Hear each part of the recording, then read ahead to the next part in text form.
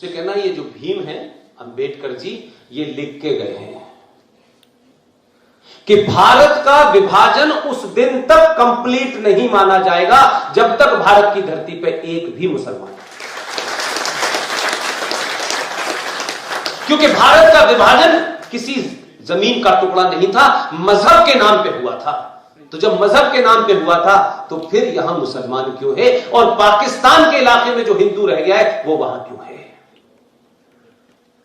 इसलिए वहां जो रह गए थे वो अपनी मर्जी से नहीं रहे, वो वहां रह रहे थे। उनको पता ही नहीं था सिंध में क्या हो रहा है, बलूचिस्तान में क्या, उनको पता ही नहीं था। सिर्फ डिवीजन हुआ तो पंजाब का हुआ और बंगाल का हुआ। वो लोग तो समझ भी नहीं पाए कि हम यहां क्यों हैं। और जब वो आना चाहते हैं तो जो मुसलमान 1946 में 1946 के जो चुनाव है उसका रिजल्ट पढ़ लीजिए। इसलिए मैं कहता हूं कि कुछ कुछ चीजें साफ हो जाएंगी तो आपको ज्यादा बेहतर तस्वीर नजर आएगी। 1946 का इलेक्शन जो भारत में हुआ उसके रिजल्ट पढ़ लीजिए।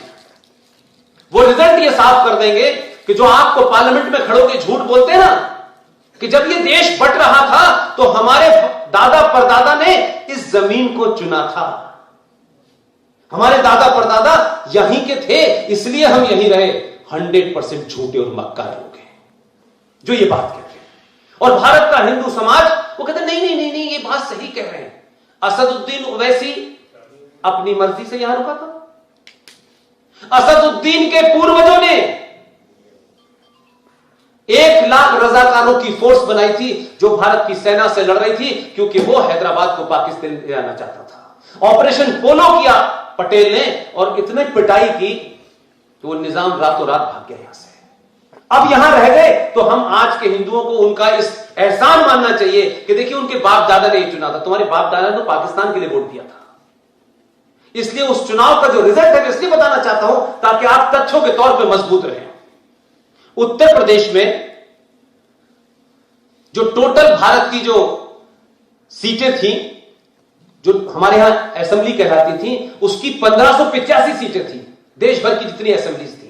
और जिसे आज आप लोकसभा कहते हैं उसकी कुल मिलाकर के 102 सीटें थी। तो उन 102 सीटों में से 30 सीटें मुसलमानों के लिए कॉन्स्टिट्यूंसी रिजर्व थी और 1585 सीटों में से 492 सीटें मुसलमानों के लिए रिजर्व थी। ये 46 के इलेक्शन का रिजल्ट बता रहा हूं। और मुस्लिम लीग का नारा था मर मर के लेंगे पाकिस्तान, लड़ लड़ के लेंगे Pakistan. This was the slogan available in archive. और उस 492 सीटों में से 66 सीटें यूपी में थी, जिसमें से 54 सीटें मुसलमानों ने जीती, मुस्लिम लीग ने जीती। बिहार में 40 सीटें थी, उसमें से 34 सीटें मुस्लिम लीग ने जीती। मध्य प्रदेश की 14 सीटों में से 13 सीटें जीती। बॉम्बे की 30 सीटों में से 30 सीटें जीती। मद्रास की 28 में से 28 जीती और आसाम की 34 में से 31, पंजाब की 86 में से 74, बंगाल की 109 में से 113 सीटें जीती। फिर भी मुसलमान कहते हैं हमारे बाप दादा ने तो भारत में रहने का फैसला किया था। 492 में से 429 सीटें मुस्लिम लीग ने जीती है। वो आज भी हमारे ऊपर एहसान कर रहे हैं कि नहीं हमारे बाप दादा ने भारत को चुना था। नहीं चुना था। और अगर दिल न भरा हो आपका, आर्काइव में जाइएगा, मौलाना आजाद की आखिरी तकरीर को सुन लीजिएगा। अगर आप किसी चीज को देखने की अगर आपका विजन क्लियर है तो आपको सही बात समझ में आएगी। एक मेरे विश्वविद्यालय के ही एक नेता हैं, आजकल गवर्नर बन गए हैं। बहुत पास का वास्ता रहा है मेरा उनसे, बड़े तक भी बहुत ज्ञान देते हैं आजकल। मौलाना आजाद के बारे में बहुत बताते हैं। मौलाना आजाद ने अपनी आखिरी स्पीच दिल्ली की जामा मस्जिद पर खड़े होकर दी थी।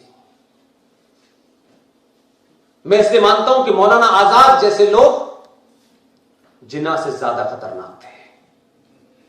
जिन्ना के जो मन में था उसने कहा, साफ कहा, कम से कम वहां तक तो वो ईमानदार था कि हिंदू और मुसलमान दो अलग अलग कौमें हैं।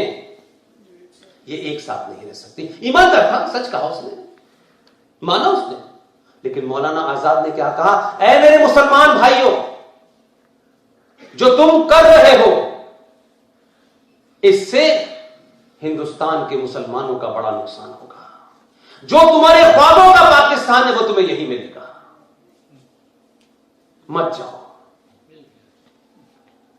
इसको कुछ लोग मौलाना आजाद के सेकुलरिज्म को समझाने के लिए करते हैं। मैं कहता हूं मौलाना आजाद वो काम कर रहा था जो आज असदुद्दीन ओवैसी कर रहा है। मौलाना आजाद ने रोका यहां मुसलमानों को, और 70 साल के बाद इस देश का बहुसंख्यक समाज क्या कहने लगा है, यार हम फिर दोबारा से 1947 की तरफ बढ़ गए।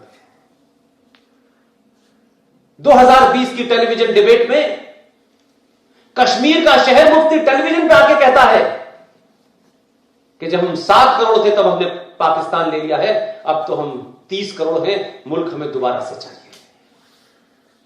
आप दे देंगे, दे दे। जो समाज अपने घर की 1 इंच जमीन नहीं देता, वो इतनी बड़ी जमीन देने के बाद भी बैठा हुआ है। और उस मौलाना आजाद ने सही कहा, और तमाम सारी लीडरशिप जो कर रही है वो बिल्कुल साफ साफ कर रही है, सोना तो आपने सीख लिया है। आजाद भारत के अंदर, भारत की संसद में जो जघन्य अपराध हुए वो शायद ना तो आपके नेता बताएंगे, क्योंकि उनका कुछ और इराद है। हर नेता का अलग दुकान चल रही है, और 28 दुकानें इस देश में सेकुलरिज्म की हैं, और हर सेकुलरिज्म की दुकान पे 2 मुसलमान बिकते हैं। वो नहीं बताना चाहते आपको कि हमने संवैधानिक तौर पर भारत की संसद में क्या क्या ऐसा करा है जिससे ये देश अब आपके पास है ही नहीं।